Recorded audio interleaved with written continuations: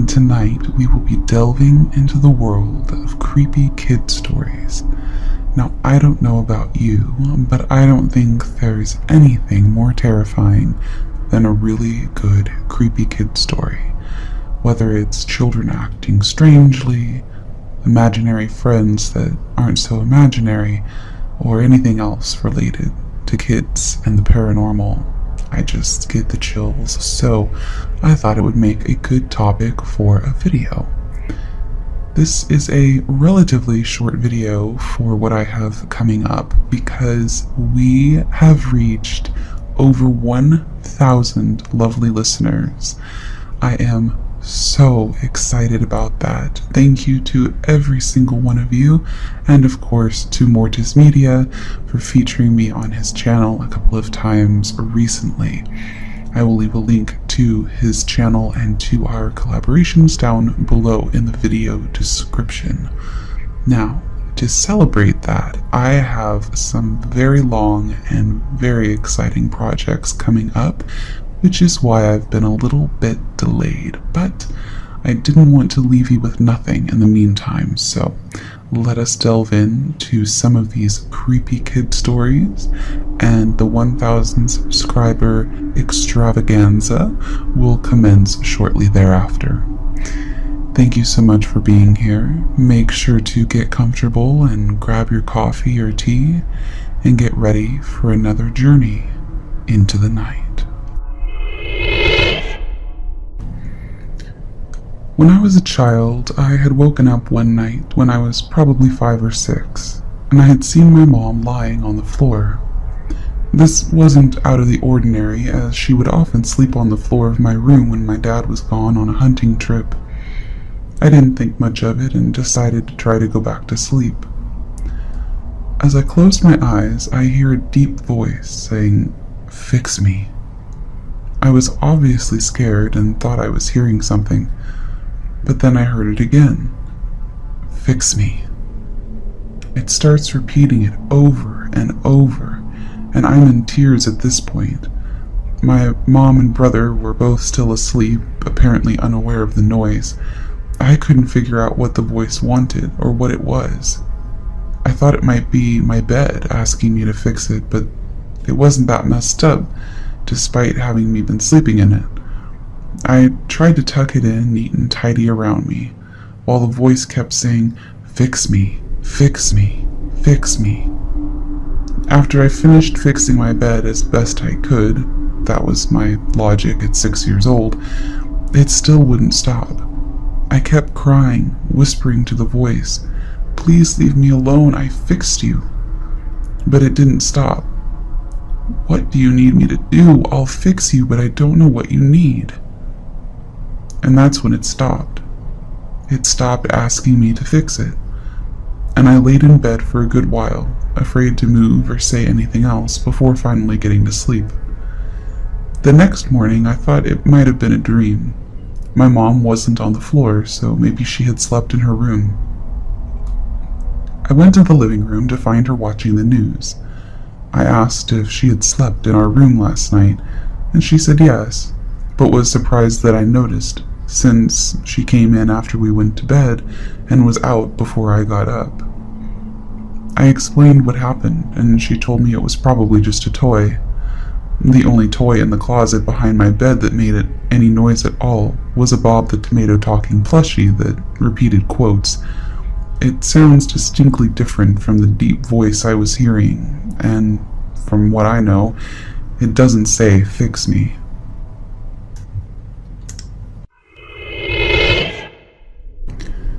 My daughter has several old porcelain dolls.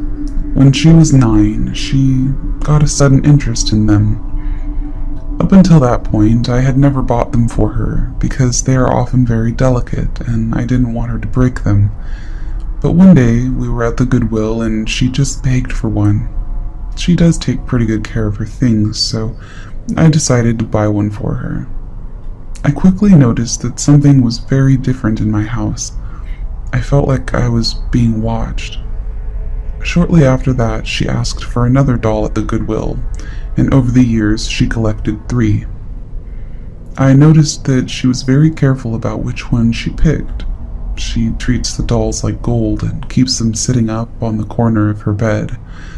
I thought she was just taking care of something she loved, but one day she told me, "The dolls like you, Mommy, because you're so careful with them when you make my bed." I see shadows around my house and hear soft voices. Nothing that makes me feel like I'm in danger, and I'm getting used to it, but it's freaky nonetheless. Ever since my son was little, he has had some very odd experiences. When he was just a baby, he often smiled and cooed at things that no one could see. But at first I thought, he's a baby and who knows what he's really entertained by. But as he got older, he started talking to someone in his room and playing with them. I thought maybe it was an imaginary friend, but I asked him about it, and he was very matter-of-fact that it was his friend Austin, that he was there and that he lived in the closet. He even told me what he looked like in vivid detail. Again, I just thought he had a great imagination. He was around 3 at this time, after all. Then one night, in the middle of the night, all of my son's electronic toys started going off in his toy box while everybody was asleep. I went in there thinking he was awake and messing around, but he wasn't. And I tried to shut off these toys, of which there was a toy race car steering wheel that revved up and a game animal noise thing and one other talking stuffed animal. I couldn't get them to stop, and I didn't want my son to wake up. It got to the point where I ripped out the batteries of the race car thing, and it still kept going. I freaked a little and threw it out into the yard. When I came back inside, I heard another toy going off, and my son did wake up this time. He calmly told me it was his toy train in the closet, and that Austin loved trains. Sure enough, I found the train in the back of the closet where my son said he had put it for Austin to use because my son didn't like trains himself. I started to believe at that time that he really was interacting with someone, and I didn't know what to say or do. This went on for years, but my son also said and did other things like this. Around this same age, a 17-year-old boy from our neighborhood was in a car accident and died at the intersection we always passed. I didn't know the boy personally, and I never said anything about him dying to my son. But one night we were stopped at the intersection, and my son calmly tells me that a boy died on this road. When I asked him how he knew that, he pointed out the window and said, "Well, because he's standing right there." And then he added, "But it's all right. He's okay now." And of course there was no one standing there to my eyes. I don't know how he would know this unless he really did see him. Then one time when he was with my mom driving, they stopped at a light in front of this wooded area near our house. My mom said that he got very worried and told my mom that there were secrets in those woods and that we could never go in there. When my mom asked him what sort of secrets, he shook his head and said that he wasn't allowed to talk about it. Needless to say, I've never been in those woods after that. There were other things too, but once he entered school, he stopped talking about it, and I didn't know if he remembered it or not. I didn't ask. But when he turned 14, it seemed that it started up all over again. Now he spends most of his free time in this supposedly haunted field near our house, and he said that he's helping people. I really don't think he's crazy or anything, but he says he can talk to ghosts and spirits. I have to say I believe him, because he's told me so many odd things that keep happening, and I've seen it for myself many times. I guess I just wonder a little if this is a good thing or not. But regardless, I'm convinced now that his imaginary friend wasn't so imaginary at all. So I was playing with my daughter, doing my best to wear her out before bedtime, as parents do. I was tossing her in the air, and she was giggling like a maniac, when all of a sudden she stopped, looked up, and pointed at the skylight. I, thinking that she had just noticed her reflection, said, "Oh, do you see an Ellie in the glass?" She said, "Yeah, Mama, I see Ellie, I see Mama, and I see a man." Naturally, I freaked out, ready to call my husband over so that he could beat the man senseless with a bat or something. I looked at the skylight. No man. So I said, "Ellie, there's no man there, just Mama and Ellie." She said, "The man there too, Mama, right by Mama." She pointed. No man.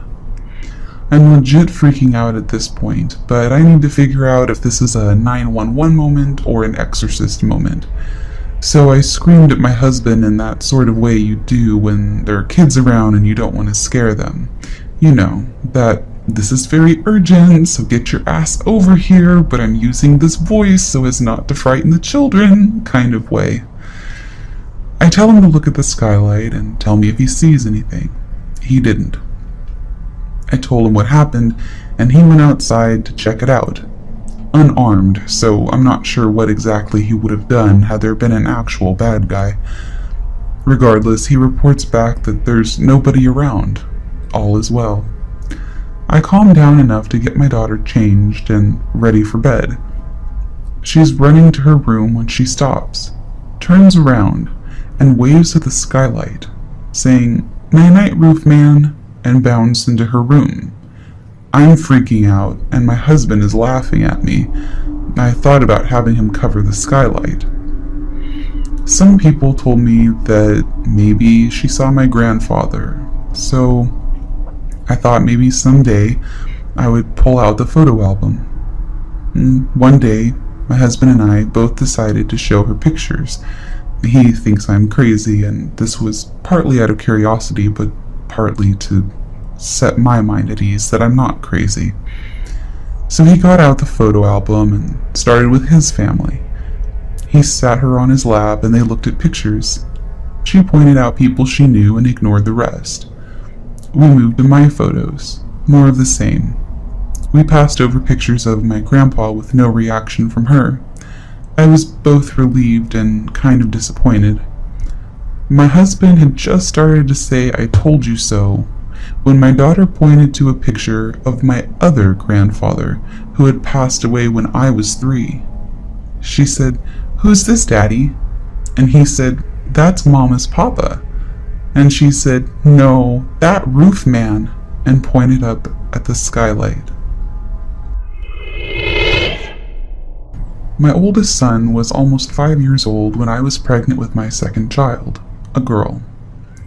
One morning, my alarm went off early as usual, 5 a.m., so I could get some housework done and feed the pigs and goats and chickens. I was done outside and went back in as I knew what time my boy typically woke up. I walked into his room and he was sitting up in bed, wrapped in his quilt. He jumped up and quickly ran and gave me a hug. I laughed and said, "Good morning, hun. Have you been up a long time?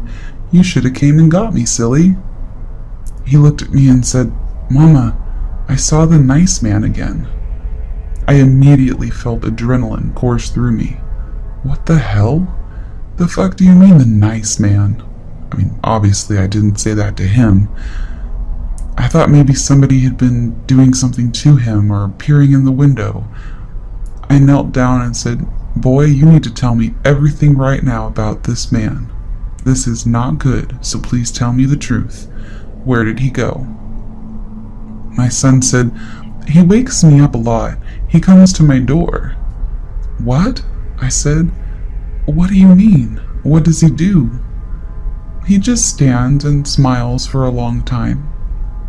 I had no words, and I'm sure I looked distressed to him. At this point I was getting chills and just about had tunnel vision. Everything he was saying was so fucked up. I was trying to stay calm and not seem angry so I wouldn't make him shut down. I said, "Okay, well, what does he look like?" "He's up to the ceiling almost, and he has no eyes." He explained that he really had no color, sort of grayish, just holes where the eyes should be. Short hair, I think he said. He continued on trying to calm me down. Mama, he's nice. I like him. He tells me don't be afraid. He's here a lot. Okay, what else does he say? Today he told me I was good and to take care of my sister who was coming. Holy shit, I thought. This is real. There were a few other things I wanted to know, but my boy was getting restless and annoyed with all of my questions. Like, come on, Mom, it's not a big deal. Can I go play or what? Over the next few days, I kept prying, but he wasn't having it. He just said the same things over and over. All he said was, "Don't be afraid. He's a nice man." Last night at 2 a.m., I was woken up by my 9-year-old son crashing into my room, terrified. He said that he was woken up by a machine that was trying to get him. It was the size of an iceberg and had 100 hands covering it from children it had eaten before. It made a loud popping and cracking noise like bones breaking as it moved. He was huddled on the end of my bed, clutching his legs, rocking back and forth. He looks me straight in my eyes and said, "Mom, don't you hear it? Can't you hear all the children counting by hundreds? It's going to get me." I asked him if he was having a bad dream, and he adamantly exclaimed that it was real. He just kept repeating, "It's happening right now. Can't you hear them? Can't you hear the children?" I didn't know what to do, so I hugged him and told him it was going to be okay. I told him the machine couldn't get him if I was there, and that I would protect him. Then our new kitten comes running into my room, and she wouldn't leave him alone. She kept trying to snuggle up with him, and he tells me she heard it too. She knows it's out there. She can hear the children. Finally, I get him to calm down by telling him that he can sleep in my room that night. After a few minutes, he says he can hear it leaving, that it was on the roof, and that it was going into the neighbor's house. As he was finally falling back to sleep, he was slowly closing his eyes and asked, "You believe me, Mommy, don't you?" I responded the only way I could think of and said, "Of course I believe you," and fell back asleep. This was the weirdest experience I've ever had as a parent. I couldn't hear the children, but he could. From the age of 3 until about 8 or 9, I had an imaginary friend, except she wasn't imaginary at all. She was a lovely African-American woman by the name of Coco, and she was around her early mid-30s. She wore a blue and white outfit that I think would have resembled an old maid's outfit. My parents were afraid of her because I played with her in my closet, so they didn't even ask me much about her or care to learn more, something that still really annoys me as an adult. Coco was my friend, and she was only ever kind and sweet to me. She played with me and she gave me advice. She was in my life for years, but only ever inside that one house. About a year before we moved out of that house, I was getting made fun of for being almost 10 years old with an invisible friend, so I asked Coco to go away, and she did. I mourned her for a while and then just kind of let it go, but I've never forgotten her face. I would recognize her photo if I saw it now. Some of the strangest parts were that I lived in a house that had been built for my family, so no one had lived or died in the house previously. It was an old farming town though, so I have no idea what was on the land prior to us moving there. Also, being an old farming town in what was then pretty rural Canada, isolated from much of the world, I had never actually seen an African-American person in real life at the time that I began seeing Coco, so my parents always thought it was strange that I would invent her as a friend. The first black family moved into town when I was 7 or 8, though of course I might have seen somebody on TV. It was the late 80s. One story that really stands out is one night when I was fighting with my mom over a new bed that I wanted. I claimed that I would not sleep in my old bed anymore and pulled off all the sheets and blankets and slept on the floor. But when I woke up, I was tucked into a perfectly made bed. I don't remember if I asked Coco about it or not, but to this day, my mom swears she didn't make that bed. I'd really love to have a solid answer of whether I somehow invented her to deal with some childhood trauma I had experienced, or if she was truly just a friendly ghost. But either way, she really did enrich my youth and taught me a lot about life. When I was 8 years old, I lived in an apartment complex. All of my friends were playing outside, hide and seek. When I went outside to join them, we all huddled up to pick who was going to be the seeker. There were 6 kids in total, including me. One of my friends was counting to 50 while the rest of us hid. I remember we all ran into the building hallways and went our separate ways and started looking for a hiding place.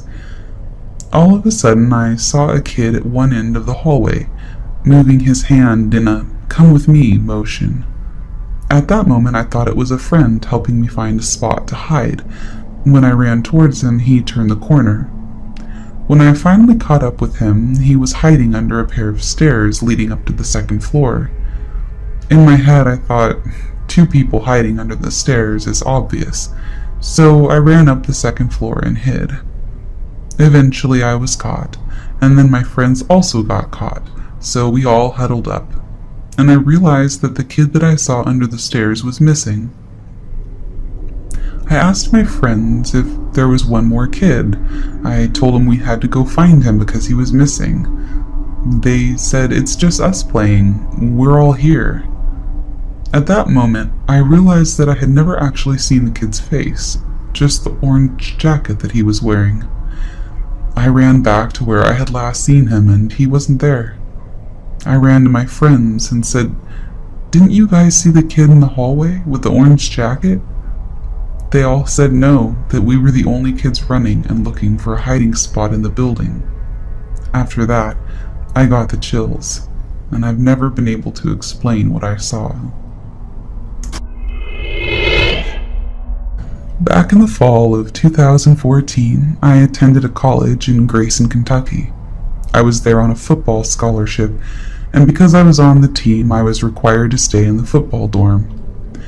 After a few weeks, I made a friend that lived on the opposite side of campus with his wife and child. After about a month, I got sick of living in the dorms, so I spent most of my nights at my friend's apartment. I moved in with him.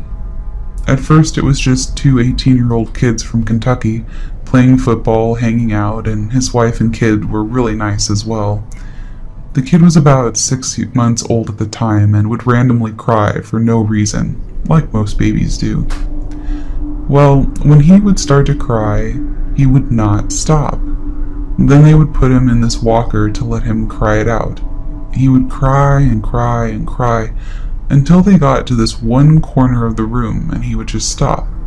This would happen over and over again, and it was always the same spot too. We thought he might just be seeing something that caught his eye. I mean, who knows, he was a baby. After a while, there was a night that the baby would not go down. Every time they would put him down, he would scream in terror, like someone went in there and punched him. Well, after hours of trying and feedings and diaper checks, he finally went down. At this point, it was 3 in the morning, so we all went to bed. About 3:30, 4 o'clock in the morning, I go to use the restroom, which was right across the hall from the baby's room. As I walk by, I can hear what sounds like someone talking to the baby, but the door was shut and there was no light coming from under the door. I thought that was kind of weird, so I opened the door and turned on the light. No one, including the baby, was in the room. Knowing they had a 2-way baby monitor, I thought maybe it was coming from there, and that maybe their baby was in their room, so I used the restroom and went back to bed. The next day I got up and the baby was in the crib, with the door wide open. When my buddy's wife gets up, she asked if I had been in his room and left the door open. I said I had gone in there last night but shut the door, and maybe they left it open. When they put him back in the crib, after some confusion, still not knowing what happened, we figured out that the baby had gone missing for who knows how long. After that, the baby went to stay at one of the grandparents. After that, about a week after to be exact, things started to get a little weird. Doors were opening, sounds coming from other rooms, weird noises right behind you. At some point, we got this real bright idea to call a paranormal expert. Asked to get some Bibles and put them in the same room. So we did just that. While we were doing it, we kept hearing noises from the back bedroom, and we realized that the last Bible was in that room. My buddy convinces me to go with him to get it. So, standing about 5 feet from him, mainly to get a head start on whatever happened, we go down the hall. He reaches into the room to get the Bible when the door slams shut, and after some arguing about who did it, we decided that we would stay there that night. After that semester, we both decided we were not coming back. When we went to sign the paperwork at the leasing office, they asked why we were moving, so we told them about some of the stuff that had happened. She says, "Well, I'm surprised it took you this long to figure it out." We asked her what she meant, and she said that she probably shouldn't have said anything. She never told us what we should have figured out, or what was really going on there. When I was a kid, maybe 6 or 7 years old, I had an Elmo. Every night, this Elmo would say he wanted to hug me. So, after hearing "hug me," I would hug him. After a few days of him not asking for hugs, I told my mom that his batteries died and that we needed to replace them. She looked at me and said, "Oh, that Elmo doesn't talk, so it doesn't need batteries, honey." When I went to bed, I saw it in the corner of my room where I left it. Nothing noteworthy, right? When I woke up, it was on my chest, staring at me, and I swear to God it had a sinister smile on its face. So later that day, I threw it into the woods near my house. When I went to my room to go to bed, through the window I heard, and this still haunts me to this day, "Elmo's not happy with you. Elmo just wanted to play." So I cried, and I told my mom and dad, and they burned it. For the next month, I would hear growling and get scratched, typical demonic things. My parents experienced this as well, so fortunately they believed me, and we got the house exorcised. Nothing happened after that. My son was about 2.5 years old when I was renting an old house. He came running out of his room in a fit. He was red-faced and obviously upset and frustrated. It was just he and I who lived in this tiny house, so I was a little confused. He yelled, "Make him play with me." I was stunned and confused. I asked him who he was talking about. He looked very annoyed with me that I would even ask such a stupid question. "The boy in my closet. He won't play with me. Ask him to play with me." He grabbed my hand and dragged me into his room. He had toys strung across the floor. He ran into the closet, pointed angrily inside, and folded his arms tightly across his chest. My son was just mad. The closet door was wide open. There was nothing on the floor inside. I couldn't see anything. I looked back at my son, who was looking at me like, "Well, aren't you gonna ask him?" I didn't know what to do. I didn't want to discount what he was experiencing, but I was kind of scared. Out of respect for this possible spirit boy, I explained to my son that perhaps he just didn't want to play today. My son was disappointed, but knelt down and continued to play with his things. As he did, he was mumbling, "He always plays with me, and now he's just sitting there." Many years later, I was talking about the many paranormal things we experienced when he was a kid. He remembered this boy. He recalled that the boy never actually spoke. He was usually just playing with a fire truck. But the weirdest part was that the boy was entirely blue. I don't even know what that means. I was visiting my mom a couple of hours ago, and when I was leaving, I was tidying up as my 1.5-year-old had caused a bit of a mess. My mom lives alone with her dog now since my stepdad passed this past December. I saw my daughter chase after my brother and go down a hallway. I put some dishes away and went after her, and I could hear her laughing in my mom's room. I walked into my mom's room and saw the bathroom door open. In my mom's bathroom, there's a closet that my daughter was trying to open. The doorknobs are the easy-to-open kind that you just press down on and they open, like the ones the raptors learned to open in Jurassic Park. Well, my daughter couldn't open it. I assumed it was because my brother was inside holding it shut, playing with her. She tried to open it for a few seconds, and I was just assuming that they were playing. Finally, she opens the door a few inches, and something inside closes them again. At this point, I started to feel a little uneasy, and opened the door, but no one was inside. As it turns out, my brother had gone into another room, while my daughter came into my mom's room by herself. I didn't say anything because my mom is just starting to get used to staying by herself, and who knows, I guess it could have just been my daughter messing with the doors, but I don't know how else to explain this. I've had a lot of experiences with the paranormal since I was about 16, but this one is one of my more memorable experiences. When I was about 20, my dad, who was a mechanic, got me a GMC Jimmy. It was my first new car.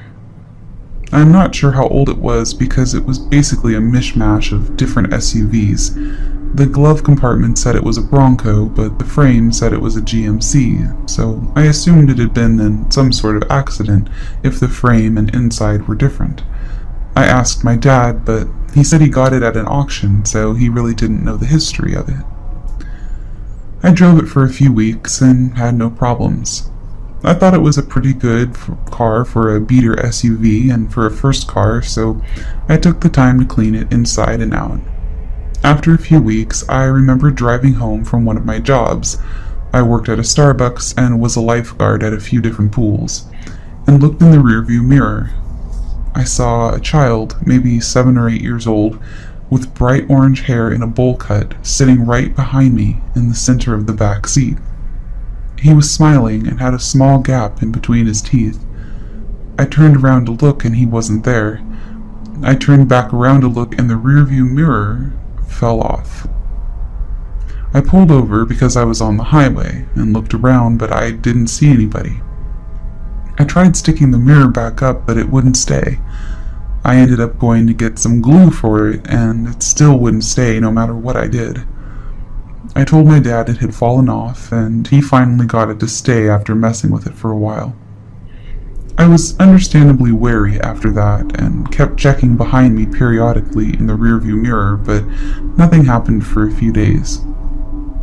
One afternoon, I was driving home from lifeguarding, and my driver's side window just fell into the door. I told my dad, and he fixed it, and even though at this point I was uncomfortable driving the SUV because of what I had seen, I figured maybe it would have some problems since it was older, so I didn't associate the kid with the problems. My dad fixed the window, but the next night, I was driving home at around 11 o'clock after lifeguarding, and my gas pedal fell off. I almost wrecked the SUV because as it happened I was passing some construction, and the lane had shifted due to a path made by one of the road cones. There was a police car behind me, and they pulled me over, probably thinking I was drunk. When they came up to my window, they saw me and asked what happened.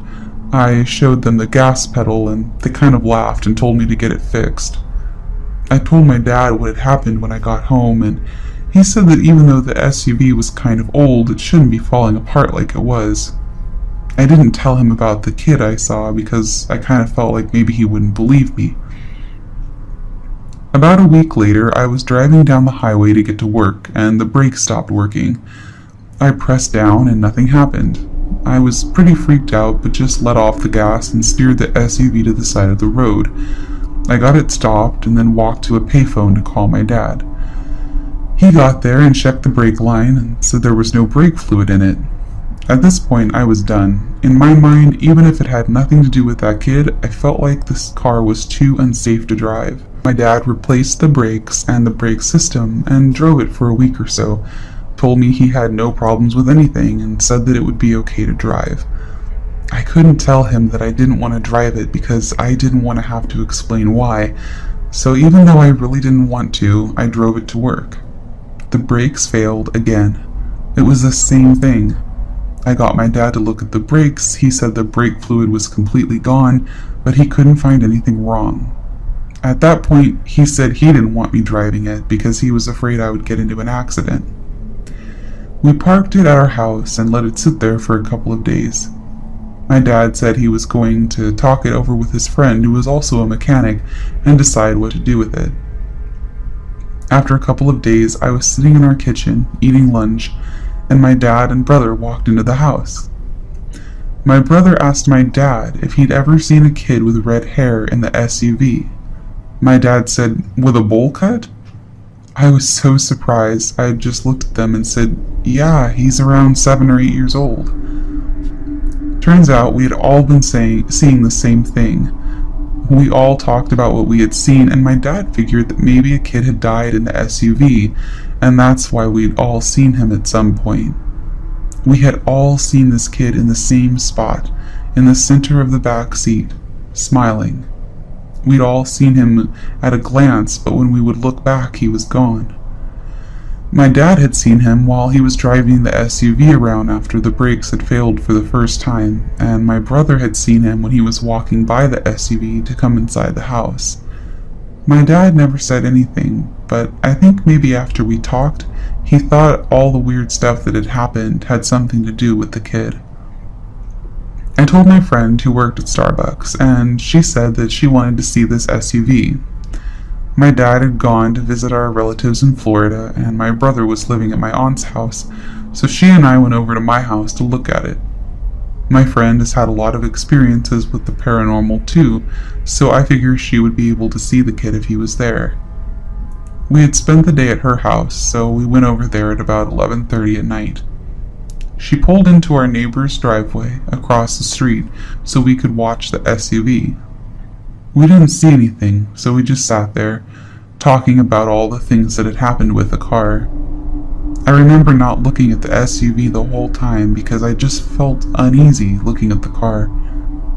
We both looked at the SUV at the same time at one point, and both of us saw the kid sitting in the back seat right in the center. It's so surreal to think about it now, but it was just as surreal back then. I thought it was a person just sitting there because the headlights on my friend's car were shining off the back of the kid's neck. He wasn't moving or anything, just staring straight ahead. I felt like I couldn't move. I was paralyzed. And then the kid's head started to turn to the right, and my friend peeled out of there. I remember my head hitting the headrest. She hit the gas so hard. We didn't really talk about what happened. I guess because it was so scary that it's just not one of those things you want to discuss. You just want to forget that it ever happened. I stayed at my friend's house until my dad came back from Florida. When my dad came back, I told him what my friend and I had seen, and that he needed to get rid of the car. I just didn't want to have anything to do with it after that. I never did find anything in the news about a kid with orange-red hair who was 7 or 8 years old and had been killed in an accident. I'm not sure who my dad gave the SUV to, and I never asked. Welcome back, lovely listeners. I do hope you enjoyed this selection of stories. As I said, I know this one is a little bit shorter than we all would like it to be, but it is simply an appetizer because there are several very long videos, some of which have 100 stories in them, coming up that I have been working on in the background. I want to thank all of you again who have recently subscribed, or any of you who have subscribed at all, and those of you who leave such nice comments and continue to support the channel. I love each and every one of you, every single lovely listener in the conspiracy of Ravens. I'm so excited for the content that is to come. I know I've been a little behind schedule, but grad school will do that to a person. So if I ever disappear, that's usually the reason, but never fear, I will be back in force. I'm also about an eighth of the way through Dracula, and that is going to be so much fun to edit. I cannot wait until that is done, and I will probably be posting that at the end of the month. I am so excited for the content that is to come. I think in the future, maybe in the summer, I might even visit some haunted places, and it's just going to be a whole bunch of wonderfully horrific things on this channel. Thank you all so much for being here, and if you're new here, welcome. Consider subscribing and hitting that notification bell so that you'll be an official member of the Conspiracy of Ravens. And if you liked this video, don't forget to hit like. Also, I will leave a link, as I mentioned in the description below, to Mortis Media's channel, who has been so kind to feature me on his channel a couple of times recently, and to the videos that we have done over on his channel. The most recent one of which was a very long Skinwalker story, extravaganza. So definitely go check them out if you didn't come here from those videos. Thank you so much for being here, and I will see you all on our next journey into the night. Bye for now.